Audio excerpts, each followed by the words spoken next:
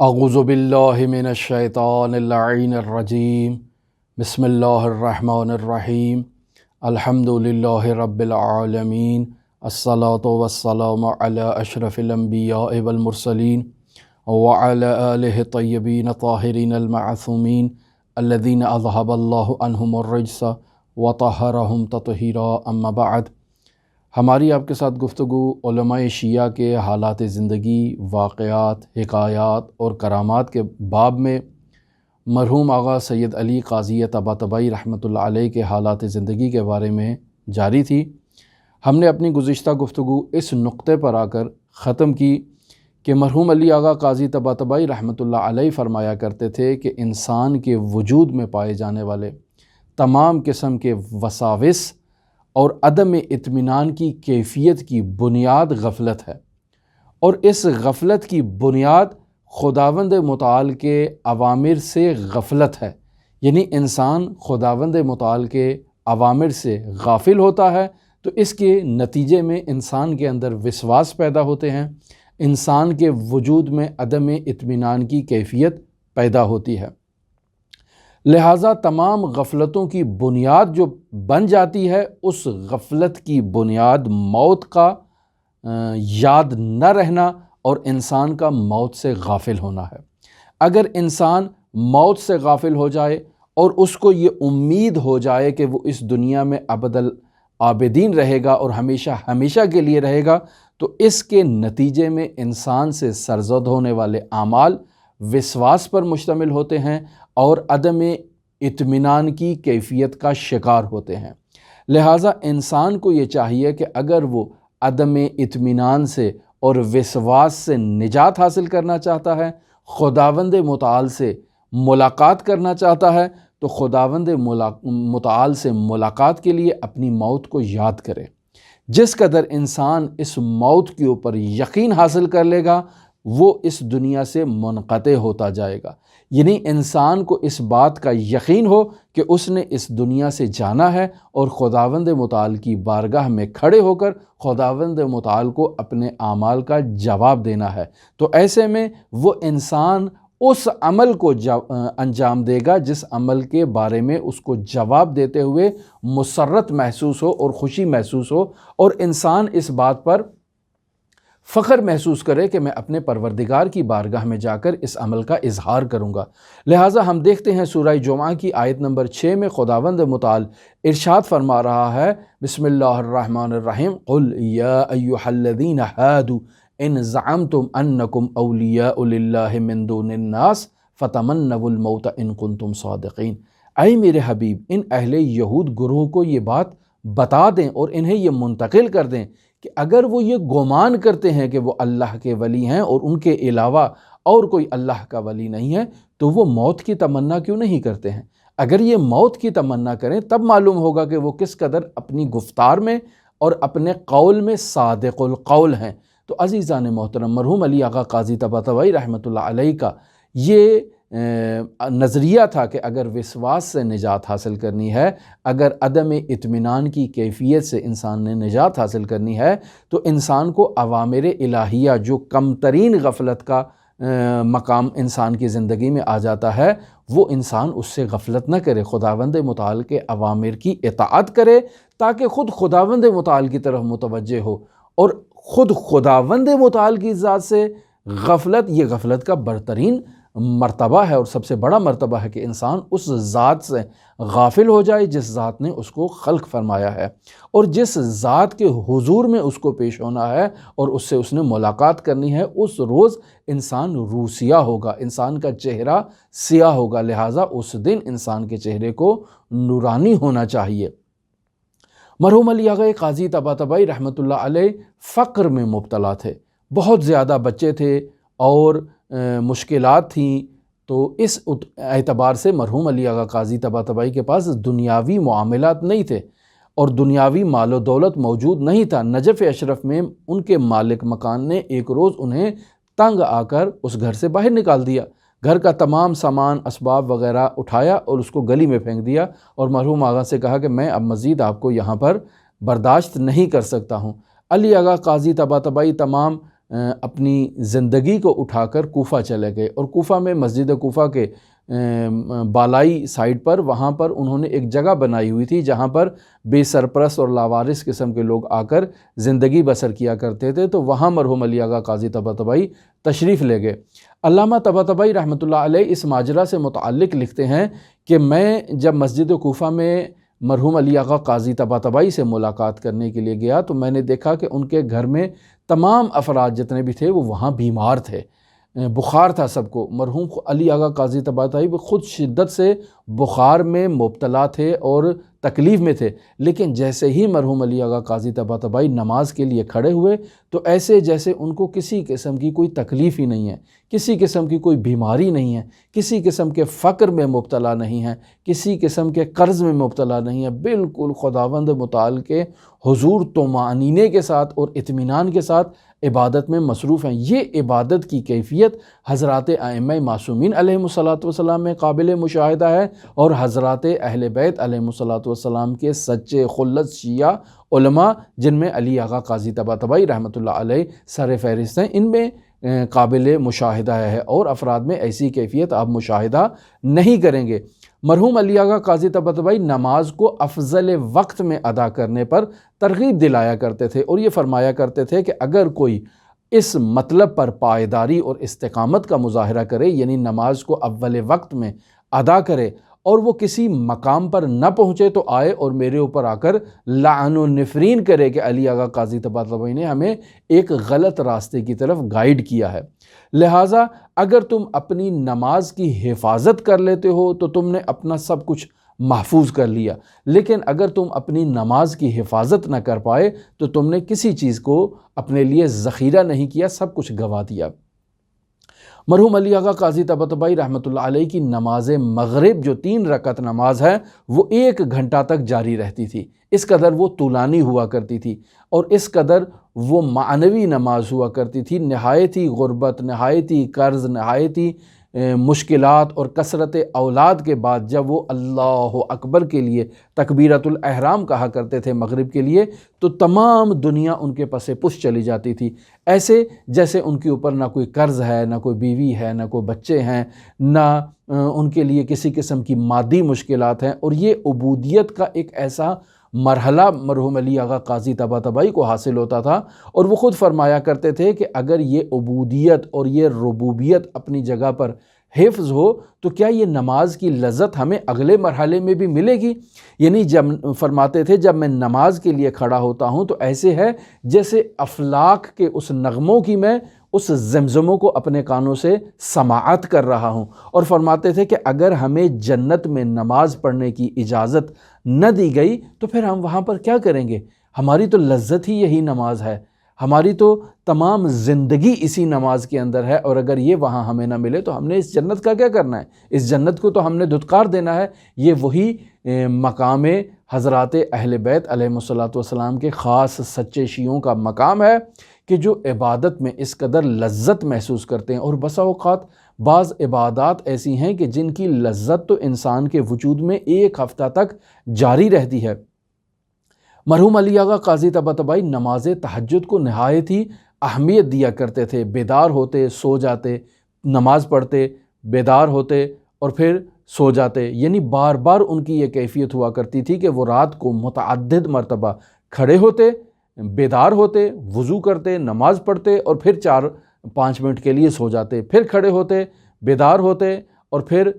وضو کرتے، نماز پڑھتے اور پھر جا کر سو جاتے۔ یہ ایک ایسی کیفیت عجیب تھی، یعنی ہم تو نماز تہجد کو 11 رکعات تک صرف محدود رکھتے ہیں، مرحوم علی آغا قاضی طباطبائی تمام رات باقاعدہ ان کی یہی کیفیت ہوا کرتی تھی کہ وہ وقفے وقفے سے اٹھتے تھے اور اسی کو تہجد کا نام دیتے تھے کہ بار بار اٹھنا اور بار بار وضو کرنا، نماز پڑھنا اور پھر آرام کے لیے بستر پر چلے جانا، پھر اٹھنا اور پھر وضو کرنا، نماز کرنا۔ یہ ہماری عام انسانوں کی ایسی کیفیت نہیں تھی، ایسی کیفیت بزرگ خالص افراد میں ہی پائی جاتی ہے۔ مرحوم کے بیٹے ایک دن ان سے پوچھتے ہیں کہ آپ کیسے کر لیتے ہیں، یعنی ایک انسان کیسے اس طرح سے بار بار سو سکتا ہے اور بار بار بیدار ہو سکتا ہے اور بار بار اس طرح سے وضو کر کے نماز پڑھ کے دوبارہ بستر میں چلا جائے اور پھر دوبارہ اس کو نیند آ جائے، یہ کیسے کیفیت ہے؟ ہم لوگ تو ایسے نہیں کر سکتے۔ تو سورہ کہف کی آخری آیت کی تلاوت فرمائی، بسم اللہ الرحمن الرحیم، فمن کان یرجو لقاء ربہ فلیعمل عملا صالحا ولا یشرک بعبادت ربہ احدا، یعنی جو اللہ تبارک و تعالیٰ سے ملاقات کا ارادہ کرتا ہے، خواہش مند ہے، اسے چاہیے کہ وہ عمل صالح انجام دے، اسے یہ چاہیے کہ وہ خداوند متعال کی عبادت میں کسی کو شریک قرار نہ دے۔ یہ نیند یہ خداوند متعال کی عبادت میں کیسے شریک قرار پا سکتی ہے اور کیسے رکاوٹ ایجاد کر سکتی ہے؟ مرحوم کا بیٹا کہتا ہے کہ ہمارے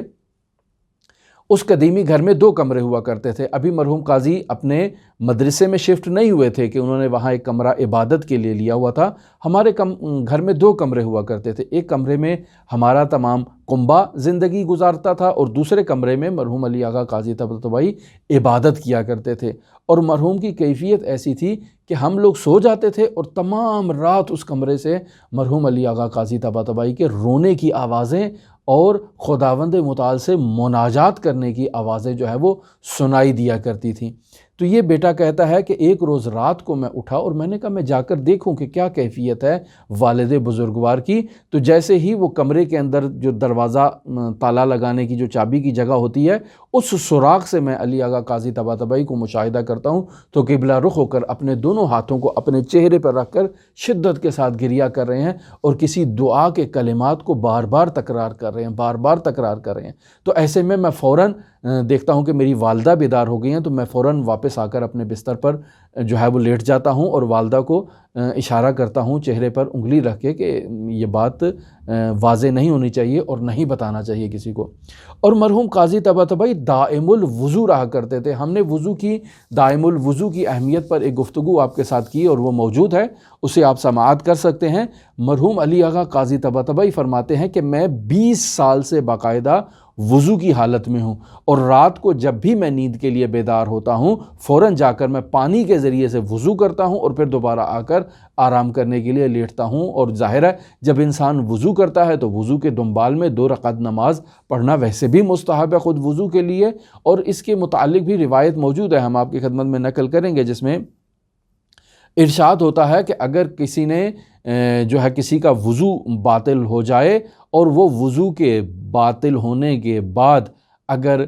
وضو دوبارہ انجام نہ دے تو اس نے اپنی ذات پر جفا کی ہے، اور اگر اس نے وضو کو انجام دیا اور وضو کو انجام دینے کے بعد 2 رکعت نماز ادا نہ کی تو بھی اس نے اپنی ذات پر جفا کی ہے، اور پھر وضو بھی کیا اور وضو کے بعد 2 رکعت نماز بھی ادا کی اور پھر اس نے اس نماز کے بعد اگر دعا نہ کی تو بھی اس نے اپنی ذات پر جفا کی ہے، اور اگر اس نے وضو کیا، وضو کے بعد نماز بھی ادا کی، نماز ادا کرنے کے بعد اس نے دعا بھی کی اور وہ دعا میں نے قبول نہ کی تو میں نے اس بندے پر جفا کیا ہے، اور خداوند متعال کسی بندے پر جفا نہیں کرتا۔ مرحوم علی آغا قاضی طباطبائی فرماتے تھے کہ میں 20 سال باقاعدہ وضو کی کیفیت میں رہا ہوں، اور علی آغا قاضی طباطبائی ہم عرض کر چکے کہ کثرت اولاد اور کثرت عیال کی بنیاد پر فقر میں مبتلا تھے۔ کسی نے انہیں کہا کہ آپ اس قدر غربت میں ہیں، اس کے بارے میں کیوں کوئی چارہ جوئی نہیں کرتے، کیوں کوئی اقدام نہیں کرتے کہ آپ کی یہ مالی مشکلات برطرف ہو جائیں؟ تو فرماتے کہ میں اس غنی مطلق کے سامنے فقیر مطلق ہونا پسند کرتا ہوں، چونکہ اسی فقر کی بنیاد پر ہمیں خداوند متعال کی نیاز اور خداوند متعال کی حاجت کا احساس ہوگا اور ہم یہ محسوس کریں گے ہمیں خداوند متعال کی ضرورت ہے۔ جس قدر ہم خداوند متعال کی نیاز اپنے وجود میں محسوس کریں گے اس قدر ہمارے وجود میں خداوند متعال کے لیے تڑپ آئے گی، اور جتنی ہمارے وجود میں خداوند متعال کے لیے تڑپ آئے گی اتنا ہم خداوند متعال کے لیے بیتاب ہوں گے اور تقاضا کریں گے اور اپنی اس بیتابی کو برطرف کرنے کے لیے دعا کریں گے اور جد و جہد کریں گے کہ ہمیں اس کی لقا حاصل ہو جائے۔ مرحوم علی آغا قاضی طباطبائی باقاعدہ مسجد کوفہ اور مسجد سہلہ میں اعتکاف کیا کرتے تھے، اور ان کا اعتکاف متعدد تھے، ایسا نہیں تھا کہ جیسے ہم لوگ فقط رمضان المبارک میں یا ایسے رجب المرجب کے ایام میں یا ایسے ایام میں اعتکاف کیا کرتے ہیں، نہیں، مرحوم علی آغا قاضی طباطبائی مسلسل ایسے مقامات پر متعدد مرتبہ اعتکاف کیا کرتے تھے، اور رات کو بھی جب گھر میں آرام کیا کرتے تھے تو رات کو بسا اوقات گھر سے باہر نکل جایا کرتے تھے۔ ایک دفعہ ان کا فرزند کہتا ہے کہ میں علی آغا قاضی طباطبائی کے پیچھے ان کے ساتھ باہر نکلا کہ میں نے کہا ان کا پیچھا کروں، شاید کہیں ان کی رات کو دعوت ہوتی ہے، کہیں کوئی مہمانی ہوتی ہے، کہیں کوئی پذیرائی ہوتی ہے، کسی کے پاس جاتے ہیں شاید جو ہمیں اطلاع نہیں ہے، تو ان کا پیچھا کرتا ہوں۔ تو ایک روز رات کو جب آغا علی طباطبائی رات کو بیدار ہوتے ہیں اور گھر سے باہر نکلنا چاہتے ہیں تو یہ ان کا بیٹا بھی ان کے پیچھے پیچھے جاتا ہے، سردی ہوتی ہے تو دیکھتے ہیں علی آغا قاضی طباطبائی نخلستان کی طرف جا رہے ہیں، اور وہاں جب پہنچتے ہیں تو ان کو معلوم ہوتا ہے کہ بیٹا بھی پیچھے ہے، تو وہیں اس کو لٹا دیتے ہیں کہ بیٹا یہاں آپ آرام کرو، اور تمام رات خود وہاں مناجات میں مصروف ہو جاتے ہیں۔ یہ بیٹا کہتا ہے کہ گاہ گاہ میں اٹھتا تھا اور مشاہدہ کرتا تھا والد کی اس کیفیت کو، تو وہ خداوند متعال کے حضور راز و نیاز کر رہے ہیں، گڑ گڑا رہے ہیں، دعا کر رہے ہیں، اور خداوند متعال کے ہاں طولانی سجدے انجام دے رہے ہیں۔ اور یہ صرف رات کی کیفیت نہیں تھی، یہ متعدد مرتبہ مرحوم علی آغا قاضی طباطبائی کی یہ کیفیت ہوا کرتی تھی کہ جب وہ سجدے میں جاتے تھے تو طویل سجدے دیا کرتے تھے۔ شاگرد کہتے تھے کہ اکثر ہم ان کے پاس جاتے اور وہ سجدے کی حالت میں ہوتے تو ہم واپس آ جاتے، چونکہ ہمیں معلوم ہوتا تھا کہ یہ ابھی تازہ اٹھنے والے نہیں ہیں اس سجدے سے اور طولانی سجدہ دیں گے۔ مرحوم سید عبدالکریم کشمیری بھی اس مطلب کو اپنے خاطرات میں بیان کرتے ہیں کہ میں بھی متعدد مرتبہ جب علی آغا قاضی طباطبائی کے پاس جاتا تو مشاہدہ کرتا کہ وہ سجدے کی کیفیت میں ہے، اور پھر وہ سجدہ اس قدر طولانی ہو جاتا کہ میں تھک کے واپس آ جاتا کہ ابھی یقیناً آج درس نہیں ہوگا، آج کوئی علی قاضی طباطبائی سے کسی چیز کا استفادہ نہیں کیا جا سکتا، یہ طولانی سجدے کی کیفیت میں مبتلا ہے۔ اور اس قدر حضرات اہل بیت علیہ الصلوۃ والسلام کی زیارت کا شوق تھا مرحوم علی قاضی طباطبائی رحمۃ اللہ علیہ میں کہ دوپہر کے وقت نجف کی گرمی بہت معروف ہے، دوپہر کے وقت تمام نجفی افراد جو ہیں آج کل تو اے سی لگا لیتے ہیں، لیکن قدیم زمانے میں انہوں نے اپنے گھر کے نیچے تہہ خانے بنائے ہوتے تھے جو معمولاً مرطوب اور ٹھنڈے ہوا کرتے تھے، تو سب لوگ اس تہہ خانوں میں چلے جاتے تھے تاکہ اس گرمی کی شدت کو اور حرارت سے بچا جا سکے۔ ایسے میں مرحوم علی قاضی طباطبائی دوپہر کو وضو کرتے ہیں اور حضرت مولا الموحدین امیر المؤمنین علی ابن ابی طالب علیہ آلاف التحیت و ثنا کی قدم بوسی کے لیے عتبہ میں مشرف ہو جاتے ہیں اور وہاں چلے جاتے ہیں۔ کیوں؟ چونکہ اس ٹائم حرم مطہر میں کوئی نہیں ہوگا اور وہ آرام سے اپنے محبوب کی زیارت کر سکتے ہیں، ملاقات کر سکتے ہیں، مناجات کر سکتے ہیں اور گفتگو کر سکتے ہیں۔ اور کربلا سے بھی متعلق مرحوم علی آغا قاضی طباطبائی کی ایسی ہی ایک تڑپ تھی کہ انہیں کربلا میں زیارت کرنے کا بہت شوق تھا، اور جو ان کے ایام مخصوص تھے جن میں مرحوم علی قاضی طباطبائی نے کربلا مشرف ہوتا تھا، جیسے ہی وہ ایام نزدیک آتے تو ان میں ایک خاص قسم کی تڑپ اور ایک خاص قسم کا وہ ایک احساس جو ہے وہ بیدار ہو جاتا۔ بعض لوگ اس کیفیت کو دیکھ کر کہتے کہ شاید یہ دیوانہ ہو گئے ہیں، شاید یہ پاگل ہو گئے ہیں، لیکن یہ ایک خاص عقیدت اور ایک خاص تڑپ تھی مرحوم علی آغا قاضی طباطبائی کی حضرات اہل بیت علیہ الصلوۃ والسلام سے۔ اور پھر جب وصیت کرتے ہیں تو بھی اس بات کی وصیت کرتے ہیں کہ مستحبات کا خاص خیال رکھا جائے، حضرات اہل بیت علیہ الصلوۃ والسلام کی مجالس عزا سے غفلت نہ کی جائے، ہر ہفتے میں ایک دفعہ تو حتماً اپنے گھر میں مجلس عزا کو منعقد کیا جائے، ولو 2 افراد یا 3 افراد اس مجلس میں شریک ہوں، لیکن وہ مجلس ضرور منعقد ہونی چاہیے۔ تمام مشکلات کا حل اسی حضرت ابا عبداللہ الحسین علیہ آلاف التحیت و ثنا کی اس مجلس عزا میں ہے کہ جس میں 2 آدمی یا 3 آدمی ہی شریک ہوں۔ اگر انسان میں استطاعت ہے تو انسان وسیع انتظام کرے، لیکن اگر انسان میں استطاعت نہیں ہے تو خود گھر بیٹھ کے اپنے بچوں کو ساتھ بٹھا کر انسان ذکر ابا عبداللہ الحسین علیہ السلام ہر ہفتے انسان ادا کرے۔ اور ہم نے ان مجالس عزا کو سخت کر دیا ہے کہ ان میں یہ انواع و اقسام کی نیاز اور انواع و اقسام کے خطیبوں کے اخراجات اور ذاکروں کے اخراجات اور اس قسم کے مسائل پر ہم نے مجلس عزا کو مشکل کر دیا ہے، وگرنہ مجلس عزا مشکل نہیں ہے۔ ہم نے دیکھا جب تک مرحوم آیت اللہ بہجت رحمۃ اللہ علیہ حیات پذیر تھے، ان کے ہر جمعرات کو ان کے مجلس ہوا کرتی تھی، اور مجلس میں ضروری نہیں ہے کہ کوئی نیاز ہو، یہ جو پڑھنے والا ہے یہ بھی فی سبیل اللہ پڑھ رہا ہے اور عشق کے حضرات اہل بیت علیہ الصلوۃ والسلام میں پڑھ رہا ہے، اور وہ جو سننے والے ہیں وہ یا اہل بیت علیہم الصلوۃ والسلام کے عشق میں سن رہے ہیں یا آغا بہجت سے کچھ استفادہ کرنے کی خاطر وہاں پر آئے ہیں کہ ہم تو حضرات اہل بیت علیہم الصلوۃ والسلام سے وہ نورانی فیوزات اخذ نہیں کر پا رہے، تو آیت اللہ بہجت کو کیوں نہ واسطہ فیض قرار دیا جائے اور ان سے ان مطالب کو لیا جائے جو حضرات اہل بیت علیہم الصلوۃ والسلام نے تعلیم دیے ہیں اور یہ ان مطالب تک پہنچ چکے ہیں۔ لہٰذا مرحوم کی یہ تاکید ہوا کرتی تھی کہ ہفتے میں ایک دفعہ مجلس کو ضرور منعقد کیا جائے، اور پھر مرحوم قاضی طباطبائی کی یہ اپنی روش بھی تھی کہ ان کے گھر میں مجلس اعزا ہر جمعرات کو منعقد ہوا کرتی تھی۔ مرحوم آیت اللہ مرجعیت عظمیٰ آیت اللہ خوئی رحمۃ اللہ علیہ اس مطلب کو ذکر کرتے ہیں کہ جب میں مرحوم قاضی کی مجلس میں جاتا تو اپنے جوتے اٹھا کر اپنی بغل کے نیچے رکھ لیتا، اور اس کی بنیادی وجہ یہ تھی کہ مرحوم قاضی خود وہاں پر کھڑے ہوتے تھے کہ جو مجلس میں فرد شریک ہو رہا ہے اس کے جوتوں کو سیدھا کیا جائے۔ یہ ایک ایران میں رسم ہے کہ وہ مجلس میں جب کوئی آتا ہے تو ظاہر ہے جوتے باہر اتارے گا، تو یہ ان کے جوتے سیدھے کرتے ہیں، جفت کر کے رکھتے ہیں تاکہ وہ جب آئے مجلس میں شریک ہونے کے بعد باہر نکلنا چاہے تو اسے کسی قسم کی مشکل نہ ہو۔ تو